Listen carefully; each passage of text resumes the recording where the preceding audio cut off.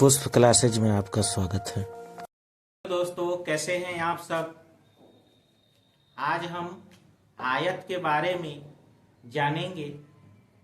उसका क्षेत्रफल, परिमाप कैसे निकाला जाता है और उससे संबंधित विभिन्न प्रतियोगी परीक्षाओं में कौन कौन से प्रश्न पूछे जाते हैं। तो सबसे पहले आइए जानते हैं आयत क्या है। देखिए, आयत चार भुजाओं वाला एक चतुर्भुज होता है जिसका प्रत्येक कोण 90 डिग्री का होता है तथा आमने सामने की भुजा बराबर होती है। मतलब प्रत्येक कोण 90 डिग्री का होगा और आमने सामने की भुजा क्या होगी, बराबर होगी। जैसे यह भुजा इसके बराबर होगी, इसको बोला जाता है लंबाई।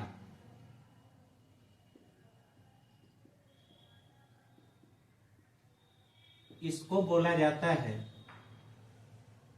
चौड़ाई।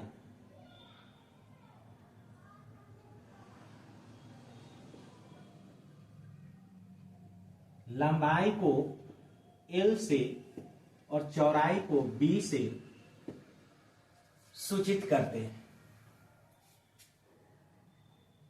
इसका क्षेत्रफल, यह क्षेत्रफल जो होता है आयत का क्षेत्रफल,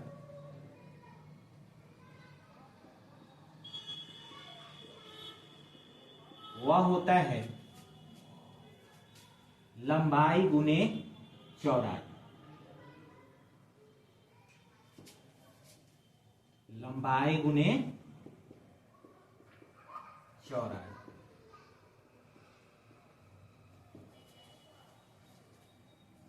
मतलब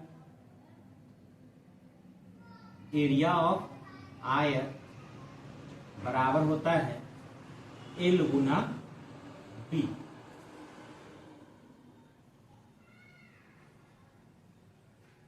आयत का परिमाप, आयत का परिमाप,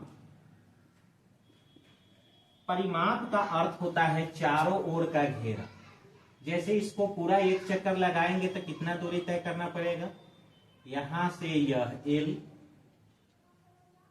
और यहां से यह B, पुनः यहां से यह L और फिर यहां से यह B। यह जो पूरा एक चक्कर हुआ उसी दूरी को कहा जाता है परिमाप। तो L और L को जोड़ेंगे तो 2L होगा और B और B को जोड़ेंगे तो 2B होगा। इस प्रकार आयत का परिमाप 2 इंटू L प्लस B अर्थात 2 इंटू लंबाई प्लस चौड़ाई होता है। आयत में दो विकर्ण भी होते हैं जो दोनों आपस में बराबर होते हैं और एक विकर्ण की लंबाई, आयत के एक विकर्ण की लंबाई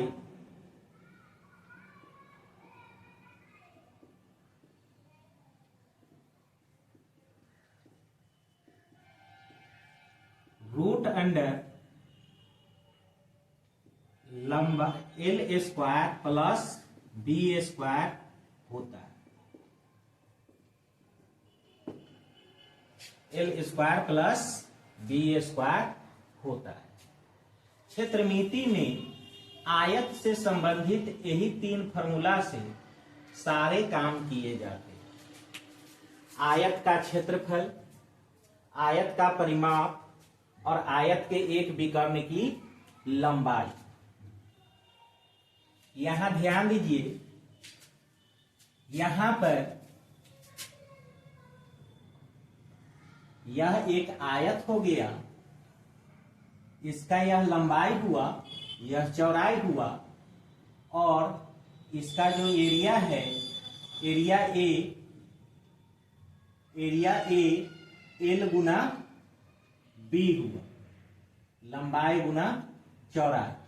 परिमाप को P से सूचित कर रहे हैं P जो हुआ पेरीमीटर वह होता है 2 इंटू एल प्लस बी, और एक डायगोनल जो होगा डी यह होता है root under L square plus B square. मतलब इसकी लंबाई कितनी हो गई, root under L square plus B square. जितना यहां से यह दूरी होता है उतना ही यह विकर्ण की भी लंबाई होती है। अब देखिए, अब हम इस पर कुछ प्रश्न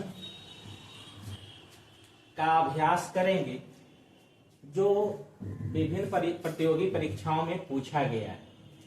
जैसे एक प्रश्न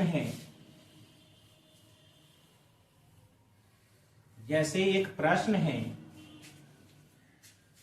एक आयत का क्षेत्रफल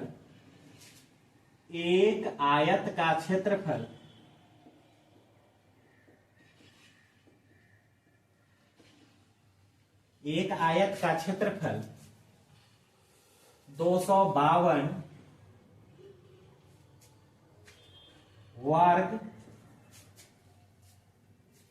सेंटीमीटर है। 252 वर्ग सेंटीमीटर है। वर्ग सेंटीमीटर है तथा इसके लंबाई एवं चौड़ाई का अनुपात 9:7 है, मतलब 9:7 है। इसकी परिमिति ज्ञात है। इसकी परिमिति ज्ञात कीजिए। तो इसका हल देखिए, यह एक आयत है, इसका क्षेत्रफल A बराबर 252 सेंटीमीटर स्क्वायर दिया गया है। इसका लंबाई और चौड़ाई का अनुपात दिया गया है। तो लंबाई और चौड़ाई का अनुपात कितना है, 9:7। तो 9x हो गया लंबाई और चौड़ाई हो गया 7x। तो क्षेत्रफल कितना होता है, L गुना B, मतलब कि 7x गुने 9x गुने 7x बराबर कितना हो जाएगा, 252। इस स्थिति में हम देखेंगे तो 9×7 होता है x स्क्वायर बराबर 252। इसीलिए x स्क्वायर बराबर कितना आ गया, इसीलिए x स्क्वायर बराबर कितना आ गया, 252/63। अब यह कटेगा, काट दीजिए, यह कटेगा, इसको काटिएगा तो यह कटेगा 21 तिहाई 63, 21 एकम 21, 21 दूना 42, 4 तिहाई 12। एक्स स्क्वायर बराबर आ गया 4, तो एक्स इक्वल टू कितना आ गया, 2। एक्स इक्वल टू कितना आ गया, √4। इधर से स्क्वायर हटेगा तो इधर रूट चढ़ता है, तो एक्स इक्वल टू कितना आ गया, 2। इस प्रकार x का मान रखेंगे तो b कितना निकल के आएगा, 7 गुना 2 बराबर 14, और l कितना आ गया, 9 गुना 2 बराबर 18। अतः परिमिति कितना हो जाएगा, P बराबर 2 इंटू एल प्लस बी होता है। देख लीजिए, पेरीमीटर बराबर 2 इंटू एल प्लस बी। यह कितना हो जाएगा, 2 इंटू एल का वैल्यू है 18 और बी का वैल्यू है 14। 2 इंटू 8 4 12 और कितना हो गया, 64 सेंटीमीटर। यही आपका आंसर हो गया। पेरीमीटर कितना हो गया? 64 सेंटीमीटर। उस आयत की परिमिति क्या होगी जिसकी एक भुजा 10 सेंटीमीटर तथा एक विकर्ण 26 सेंटीमीटर है। देखिए 2 नंबर प्रश्न है। उस आयत की परिमिति क्या होगी जिसकी एक भुजा 10 सेंटीमीटर है तथा एक विकर्ण 26 सेंटीमीटर। तो देख लीजिए, एक आयत है, उसकी एक भुजा 10 सेंटीमीटर बी मान लेते हैं। एल हमको पता नहीं है। विकर्ण कितना दिया गया है? डी बराबर 10 26 सेंटीमीटर, 26 सेंटीमीटर। तो उस स्थिति में सबसे पहले हम एल ज्ञात करें। तो विकर्ण डी बराबर होता है L square plus B square के रूट अंडर। तो रूट न चढ़ा करके इधर हम स्क्वायर रखें डी। तो उस स्थिति में बी स्क्वायर कितना हो जाएगा? L square. एल स्क्वायर बराबर हो जाएगा D square minus B square. D का वैल्यू कितना है? डी का वैल्यू है 26 और माइनस बी का वैल्यू कितना है? 10। इसका स्क्वायर है और इसका भी स्क्वायर है। 26 का स्क्वायर कितना हो जाएगा? 6 से 76 और 10 का स्क्वायर 100 कितना हो जाएगा? 576। अब एल स्क्वायर इक्वल टू आ गया 576। एल बराबर कितना हो जाएगा? 576 का रूट कितना हो जाएगा? 24 सेंटीमीटर। अब हमको निकालना क्या है? उस आयत की परिमिति क्या होगी? तो आयत की परिमिति क्या होती है? आयत की परिमिति P बराबर होता है 2 into L plus B. 2 L कितना है? 24। अब बी कितना है? 10। कितना हो गया? 2 इंटू 2 गुना 34। 34 गुना क्या होगा?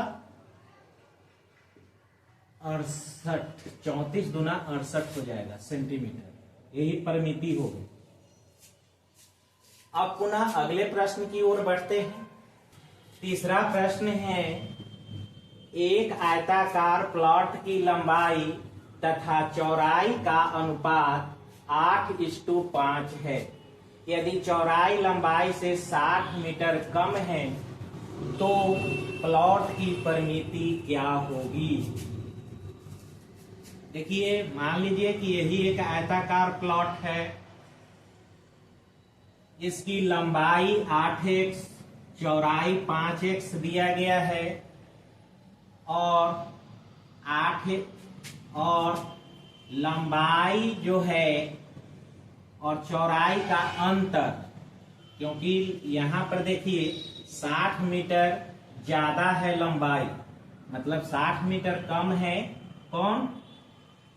चौड़ाई। अतः एल माइनस बी प्रश्नानुसार क्या दे रहा है? एल माइनस बी बराबर कितना है? 60। यहां एल कितना निकल के आया? 8। तो 8x माइनस 5x कितना हो गया? 60। 3x कितना हो गया? 60। x कितना हो गया? 60/3। कट के कितना आ गया? 20। तो यहाँ x का मान कितना हो गया? 20। तो l का मान कितना हो गया? 8 गुने 20 160 मीटर। और b का मान कितना हो गया? 5 गुने 20 100। हमको निकालना क्या है, प्लॉट की परिमिति क्या होगी। तो प्लॉट की परिमिति P बराबर होता है 2 इंटू एल प्लस बी। कितना हो जाएगा, 2 इंटू एल कितना है 160 प्लस 100, 2 इंटू 260, 2 से गुना कीजिएगा तो 520 मीटर। यही आपका आंसर हो गया, 520 मीटर। चौथा प्रश्न की ओर बढ़ते हैं।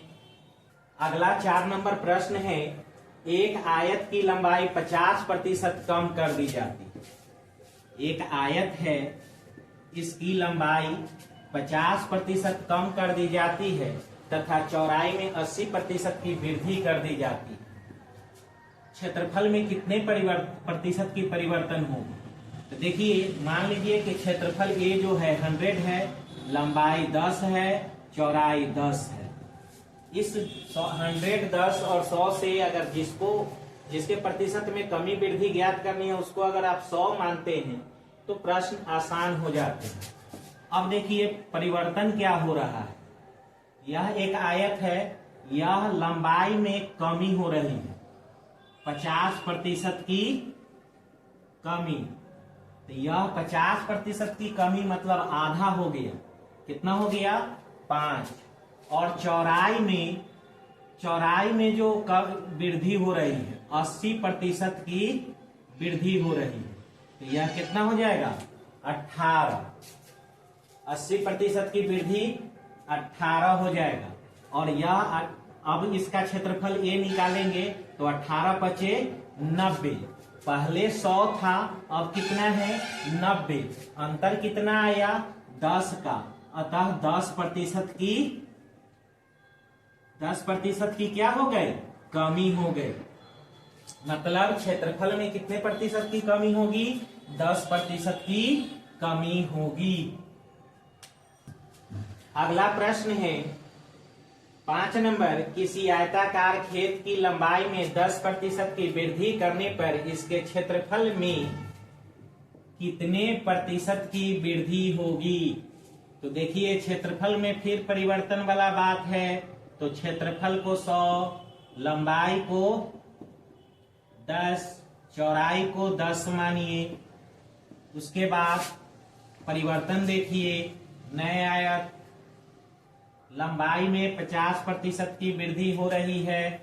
50% की वृद्धि कितना हो जाएगा, 50% की वृद्धि करने पर यह हो जाएगा 15, यह हो जाएगा, इसमें किसी भी प्रकार का कोई वृद्धि नहीं है 10। यह कितना हो जाएगा, एरिया इसका, तो एल गुना बी, तो कितना हो जाएगा 150। पहले 100 था, अब कितना हो गया 150।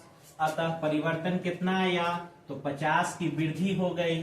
तो हम आंसर लिखेंगे 50% की वृद्धि होगी।